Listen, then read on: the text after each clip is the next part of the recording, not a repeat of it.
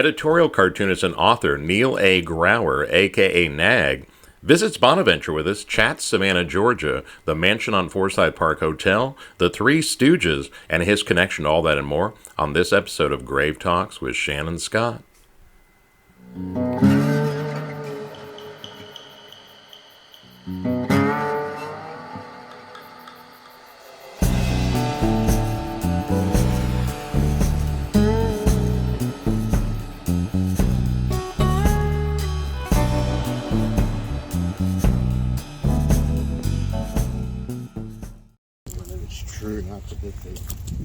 Oh, here we go.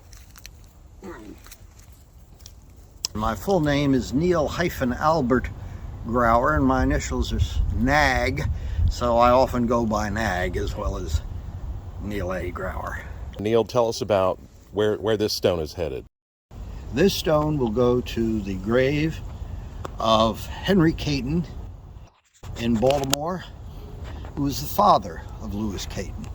So that's gonna make a journey all the way to Baltimore. That will go to Baltimore, and I'm going to put it on Grandpa Kayton's grave and say, "This is from your son."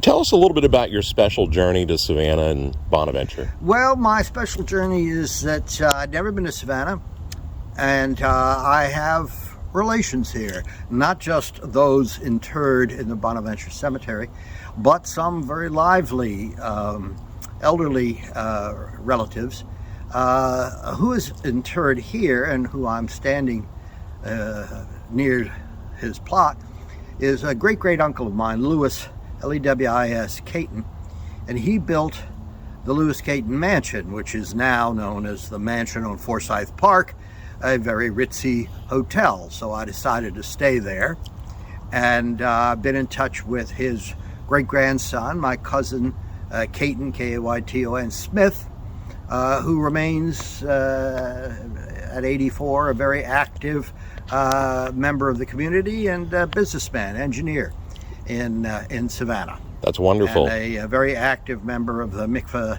Israel Synagogue. Which you toured yesterday. Which I toured yesterday. And the rabbi and the guy who gave the tour, they all knew my cousin, Kayton Smith. Speaking highly. Speaking very highly of him. And his wife. So I decided to come to Savannah to meet Kayton Smith and to visit Uncle Lewis's grave. Lovely. Well, with your permission, may we step in and get a little tour of the personalities here? Sure enough. Awesome.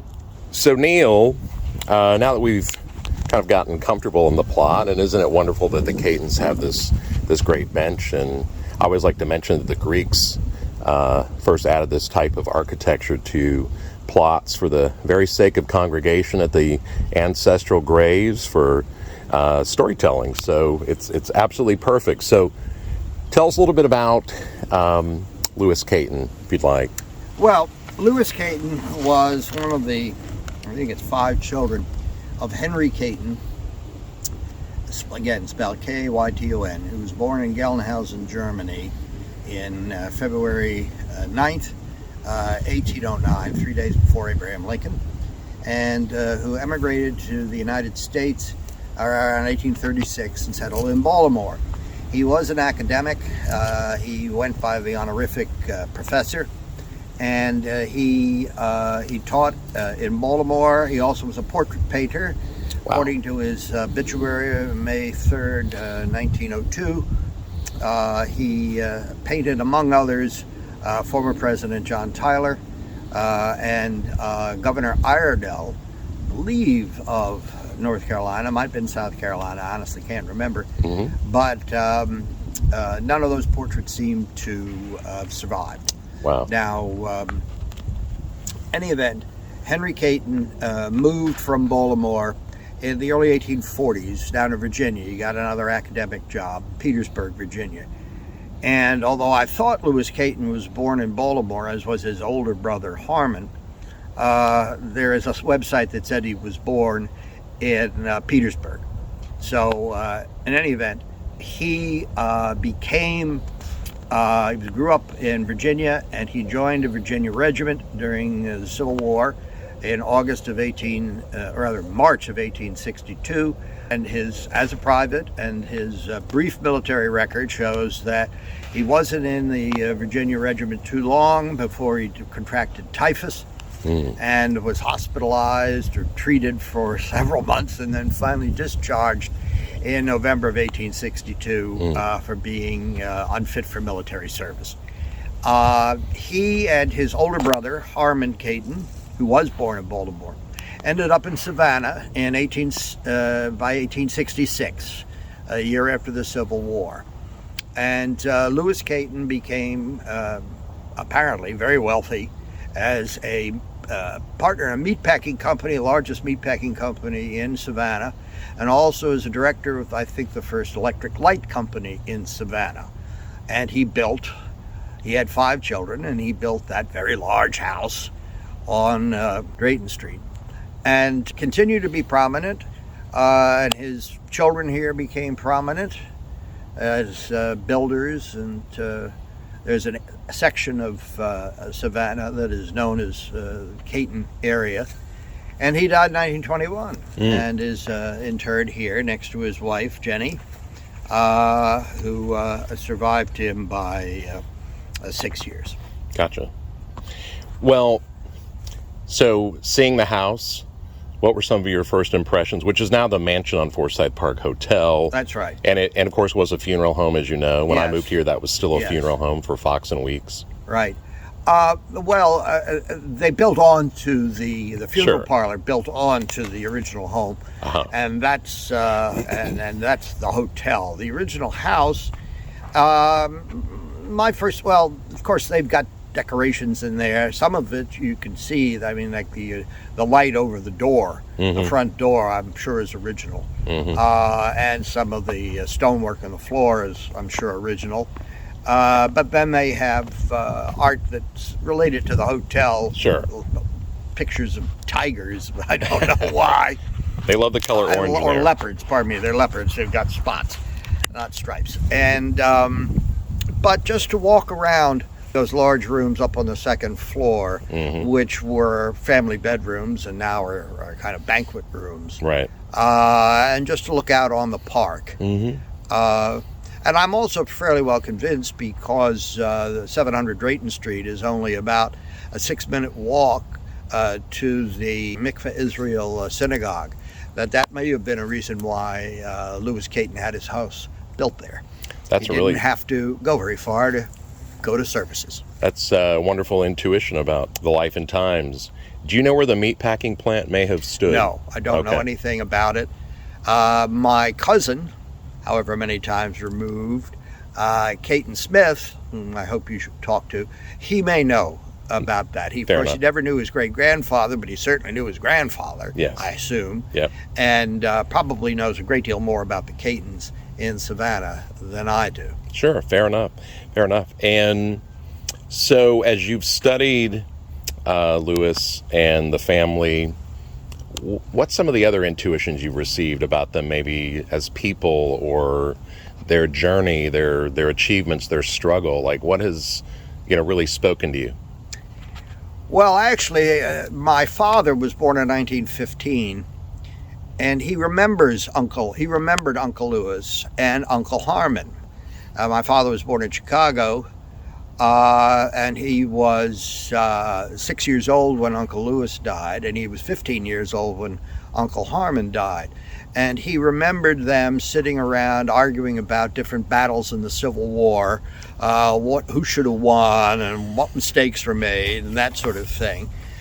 Uncle Harmon had a very colorful career, and he made and sold patent medicine. And there is a flyer for Professor Kayton's Oil of Life, the greatest wonder of the age. It was circa 1869, printed in Savannah on the Library of Congress website. And it claims that it will cure all pains, no matter what, within 5 to 10 minutes. which makes me think that it probably had a very hefty dose of cocaine in it, because cocaine and heroin, both at that time, were perfectly legal. You could buy them in the drugstore. And cocaine, of course, is a powerful anesthetic. And so if you bought Professor Kayton's Oil of Life and you rubbed it where your elbow hurt or your knee hurt, the pain would go away. Of course, it wouldn't go away forever, and you had to buy another bottle. There were also Professor Kayton's pills. And at the bottom, it's a long, elaborate flyer, but towards the bottom it lists the drugstores in Georgia that are authorized to sell Kayton's Oil of Life. And among them is JB, I think it is, Pemberton in Georgia, who a few years later invented Coca-Cola. And I've often wondered if he didn't steal Uncle Harmon's recipe. Although he certainly would have cut down the dose of cocaine. But Coca-Cola, as everybody knows, originally had a little bit of cocaine in it. That's right. And was known as a brain tonic. My father remembered that Uncle Harmon he remembered a nostrum called Harmon's Master Pain. A great uncle of mine who I knew very well, who lived to be 93, he was born in 1889. He referred to it as Kayton's Bitters. So I think Uncle Harmon sold his nostrums under a variety of names. And my great uncle Edwin Grauer said that Uncle Harmon had great faith in his medicine.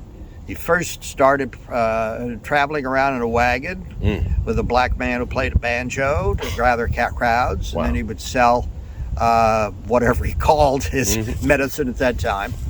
And that in the 1920s, when my great uncle Edwin Grauer had young sons in Chicago, and they came down with some kind of flu or whatever, Uncle Harmon showed up with a bottle of his medicine and said, "Give this to them, that'll fix them right away." And so he clearly believed that his stuff was good. Uncle Ned said he never gave any of it to his kids.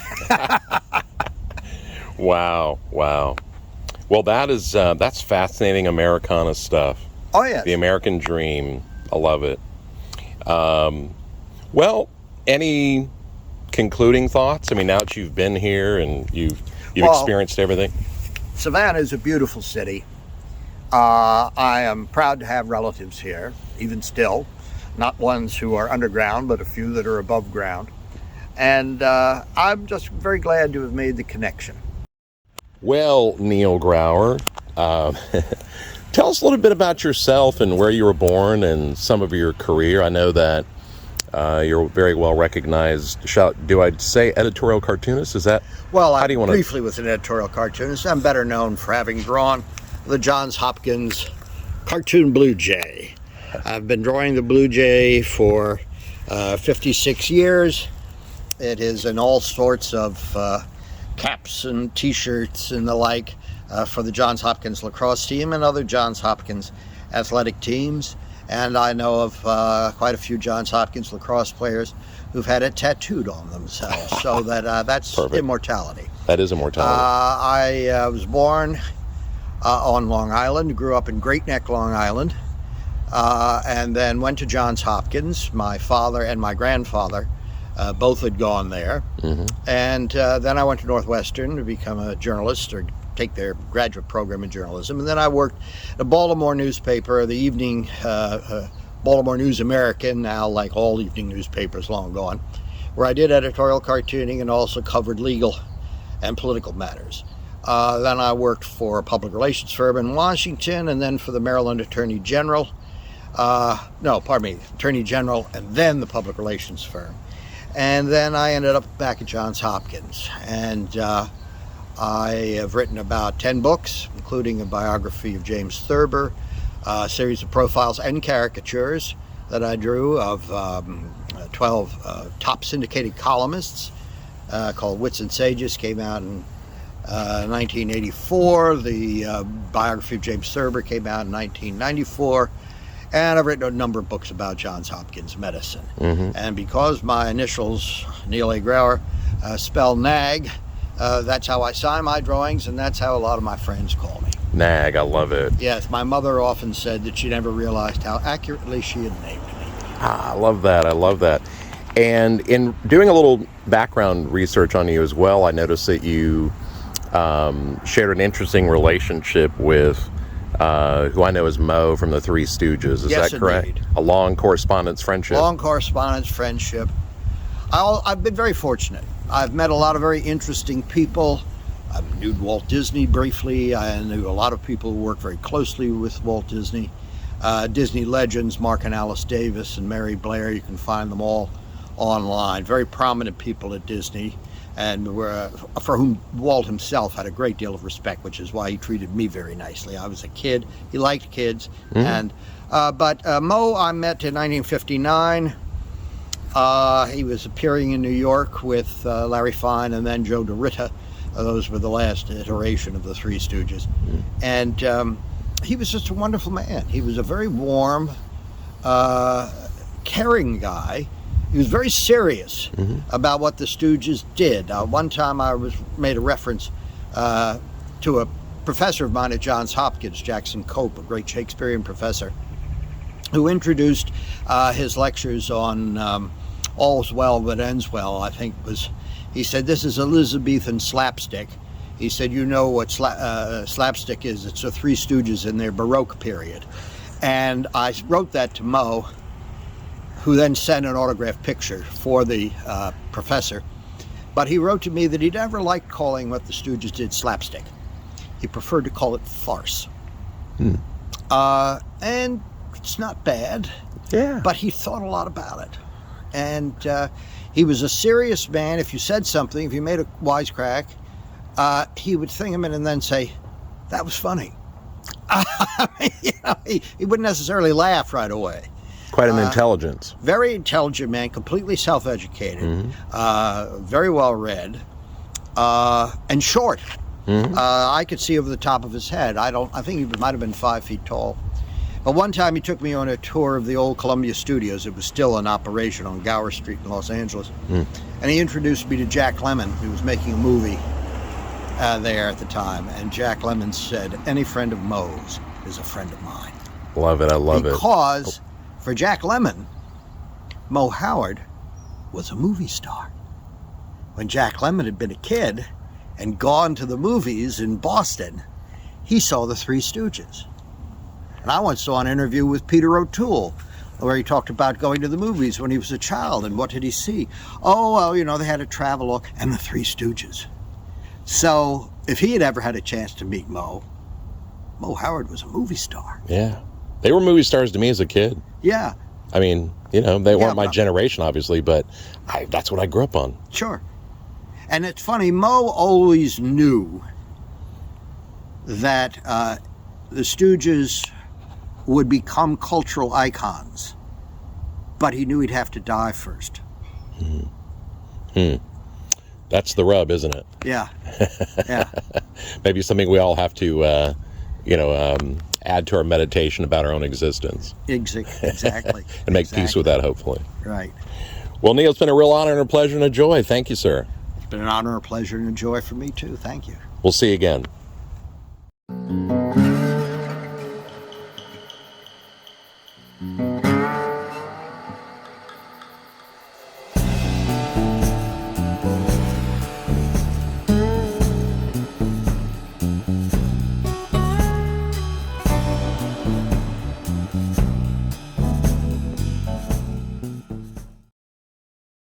Tradition of putting stones on the graves, add a little extra weight so that the people down below know that they've been visited.